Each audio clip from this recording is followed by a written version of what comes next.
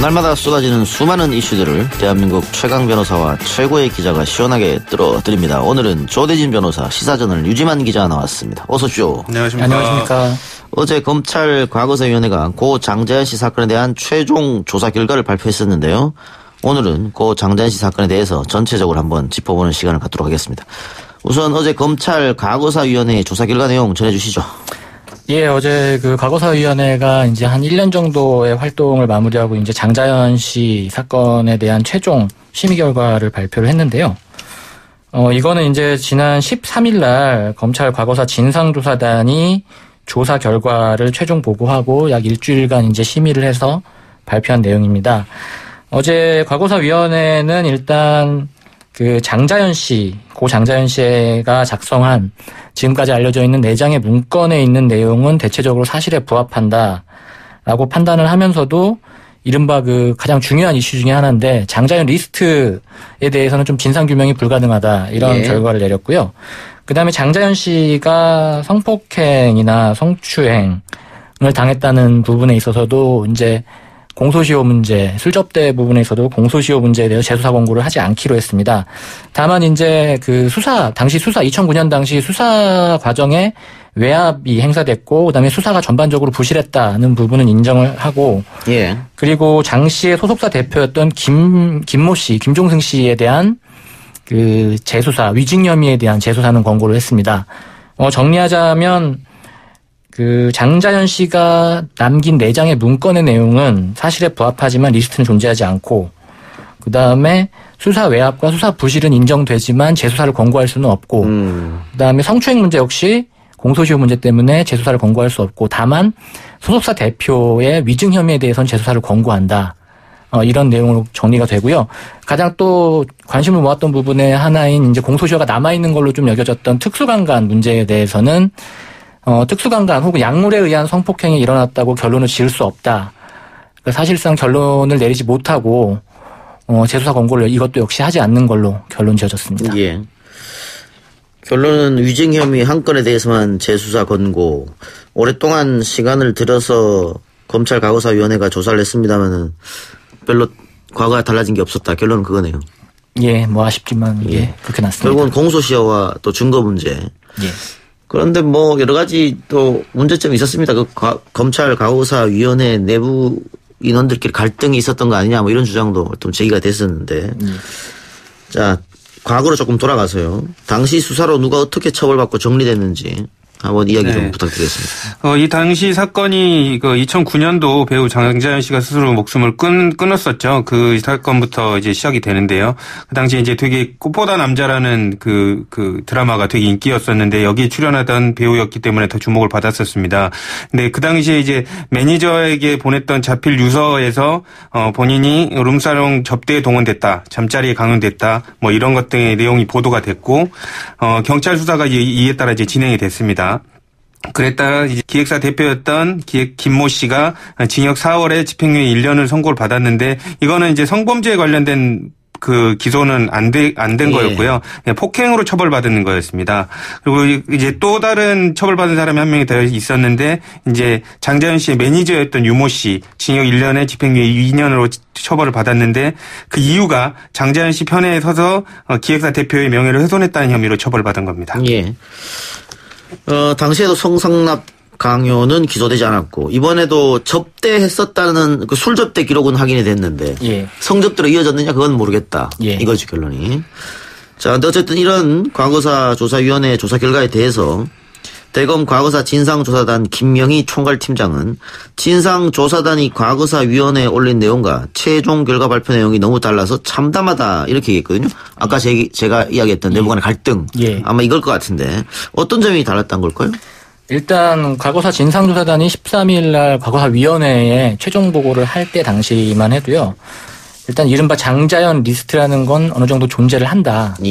그 앞서 장자연 씨가 남겼던 4장의 문건 내용으로 비교해 봤을 때 리스트라는 건 존재를 하고 그 부분에 대해서 수사가 좀 필요해 보인다라는 의견이었고 또 하나 그 성폭행 내지는 그 약물을 사용한 특수강간 의혹에 대해서도 최소한 이 수사 개시를 할지 말지를 검찰에서 검토를 좀 해야 될 필요성이 있다라는 취지로 보고를 했는데 일단 과거사위원회는 우선 리스트는 존재 여부에 대해 규명할 수가 없다. 불분명하다라는 결론을 내렸으니까 조사단의 결과가 좀 뒤집히는 내용이었고요.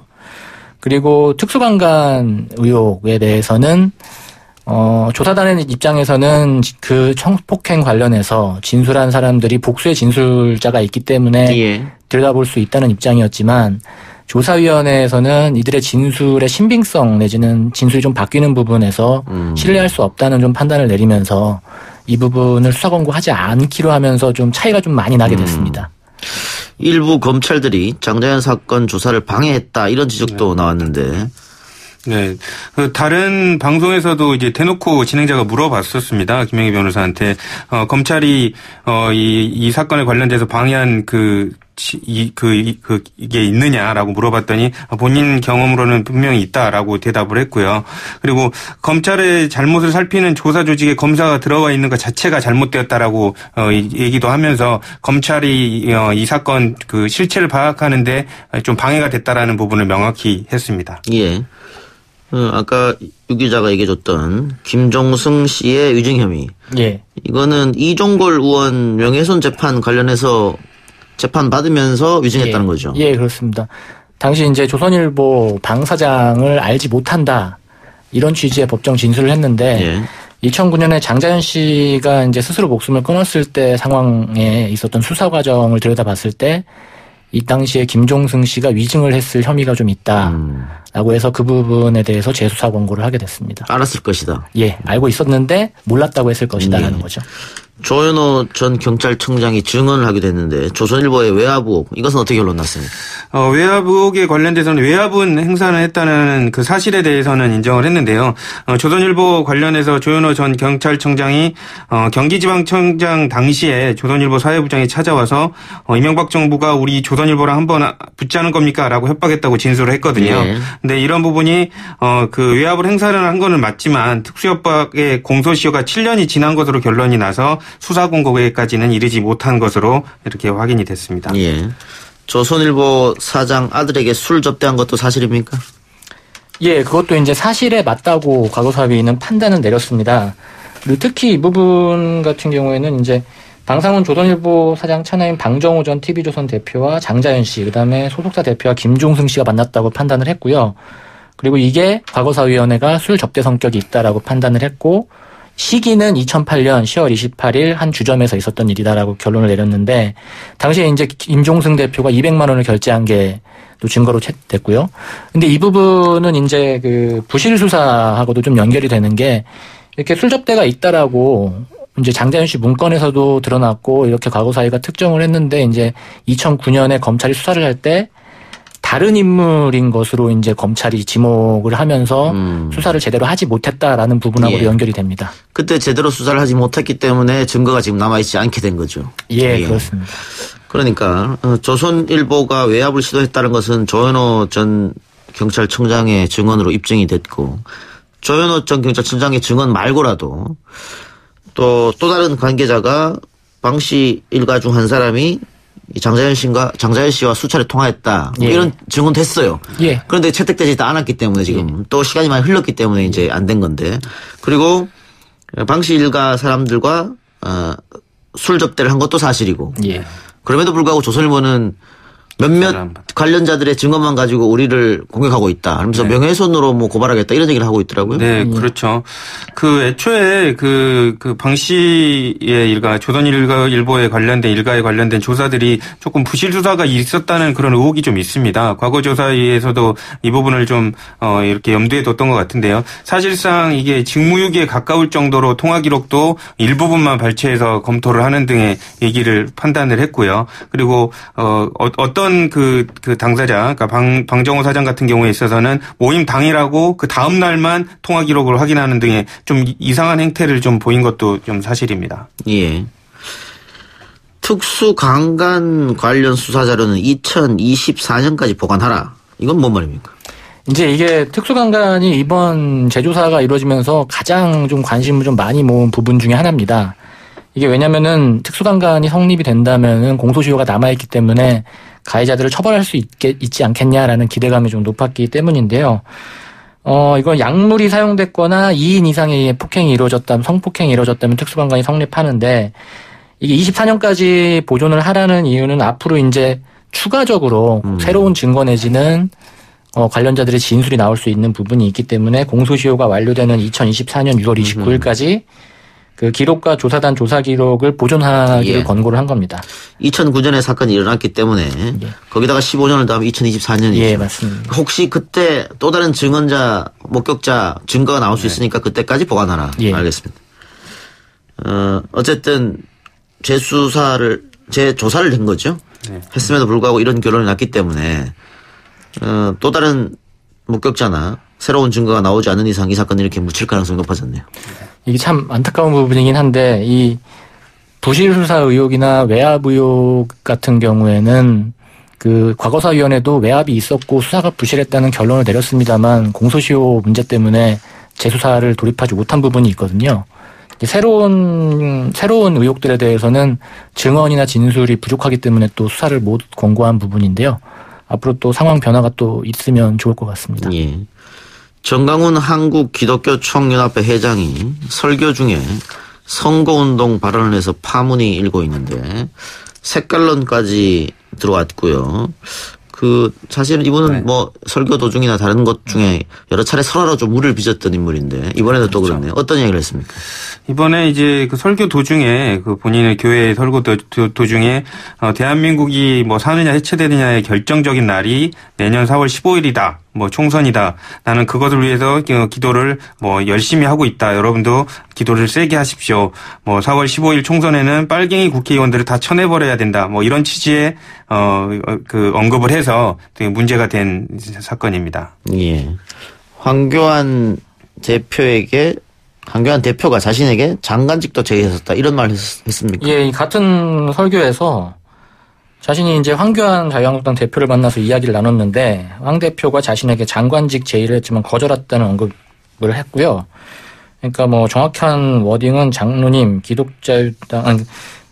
제가 혹시 대통령 하면 목사님도 장관 한번 하실래요? 라고 했다고 얘기를 하는데 이제 정광훈 목사는 이제 자신은 장관을 할 이유가 없다. 나는 만드는 일만 하지 그런 짓은 하지 않는다라고 하면서 거절했다고 하는데 일단 그 황교안 대표나 정광훈 목사 둘 다 이 부분을 좀 부인한 상황입니다. 예, 황교안 대표가 아마 개신교 또 장로. 예, 장로입니다. 독실하죠. 예, 그렇기 때문에 이런 이야기를 한 게 아닌가 싶기도 한데 이거 공직선거법 위반하고는 상관없습니까? 공직선거법 위반 소지가 당연히 있는데요. 현행 공직선거법 85조 3항을 보면 누구든지 그 특수한 자기의 지위를 이용해서 선거운동을 하거나 하게 할 수 없다라고 규정을 하고 있습니다. 근데 이 규정에 따르면 지금 정광훈 목사가 종교적인 목사라는 지위를 이용해서 선거에 영향을 미치는 선거운동을 한 것으로 볼 수 있기 때문에 당연히 지금 공직선거법 위반이 될 수가 있고요. 또 황교안 대표가 정광훈 목사에게 실제로 장관 지휘를 했다고 한다면 이것도 공직선거법상의 매수 이해 유도죄에 이익을 제공하는 매수 이해 유도죄에 해당된다고 볼 수가 있습니다. 예. 정강훈 목사 과거에도 이런 비슷한 논란이 있었죠. 예, 이번 설교 내용이 나간 이후에도 실시간 검색어 1위에 오를 정도로 주목을 받았는데요. 일단 대표적인 그 보수 성향 개신교 목사로 많이 알려져 있고요. 그동안 현 정부 문재인 정부에 대해 뭐 주사파니 남로당의 찌꺼기라는 좀 과격한 표현까지 서슴지 않아서 논란을 좀 자초하고 있고 그 현재는 성북구 장위동에 있는 교회에서 이제 목회를 맡고 있습니다. 그 과거에는 정교조를 명예훼손한 혐의로 벌기명을 받았고 19대 대선 때 공직선거법 위반으로 실형을 선고받고 복역한 적도 있습니다. 과거에 이명박 전 대통령이 이명박 대통령 장로죠. 예. 그렇죠. 서울시장인 시절에 서울시를 하느님께 봉헌하겠다 뭐 이런 얘기에서 논란이 된 적이 있는데 황교안 대표도 과거에 교회법이 사회법보다 우선이다 이렇게 말해서 또 한번 논란이 됐거든요. 예. 종교하고 정치는 다른 건데 그렇죠. 왜 이런 일이 일어난지 모르겠습니다. 어떻게 보십니까? 일단 황교안 대표의 저희가 뭔지는 정확히 알 수는 없지만 어쨌든 본인을 지지를 하는 우군들을 좀 많이 확보하고 싶은 생각도 있는 것 같고요. 본인이 또 독실한 기독교 신자이기 때문에 독실한 기독교 신자들의 지지를 받고 싶어 하는 과정에서 이러한 부분을 좀 방치하고 있는 거 아닌가라는 생각도 좀 듭니다. 예, 유 기자. 저도 뭐 비슷한데 아무래도 교회, 개신교의 뭐 정치적인 입장은 둘째 치더라도 뭐 그 표로 이해되는 부분을 무시할 수 없다고 좀 보는 것 같고 좀 계산적인 목표가 좀 있지 않나 싶습니다. 예. 짧게 하나만 더 하고 마칩시다. KT 채용비리 김성태 의원 소환 조사됐습니까? 계획은 있습니까? 어떻게 됐습니까? 지금 딸이 조사된 걸로 예. 참고인 조사로 된 걸로 알려져 있고요. 여기 조만간 김성태 의원도 피의자로 그 업무방해죄 피의자로 조사를 할 계획인 것으로 지금 알려지고 있습니다. 일단 딸은 조사가 됐고 김성태 의원은 조사가 안 됐고. 네, 그렇죠. 이렇게 늦어지는 이유가 있을까요? 일단은 그 뭐 공소시효 문제도 있지만 명백하게 업무방해를 교사했다라는 이런 증거가 있어야지 청탁한 사람한테는 조사가 가능한데 이런 부분에 좀 연결고리를 명확하게 찾은 다음에 조사를 하기 위해서 김성태 의원은 맨 마지막에 부르는 것 같습니다. 청탁 받은 사람은 구속됐잖아요. 지금. 예, 그렇죠. 네, 그렇죠. 청탁 받은 사람들은 구속이 됐는데 청탁한 사람들은 업무방해에 대한 교사라든지 이런 부분들의 그 교사에 관련된 물증이 있어야 되기 때문에 이런 부분들 뭐 뇌물죄 성립도 가능한지 여부를 이제 검토를 하고 있는 것 같습니다. 알겠습니다. 오늘 두 말씀 여기까지 듣겠습니다. 수고하셨습니다. 고맙습니다.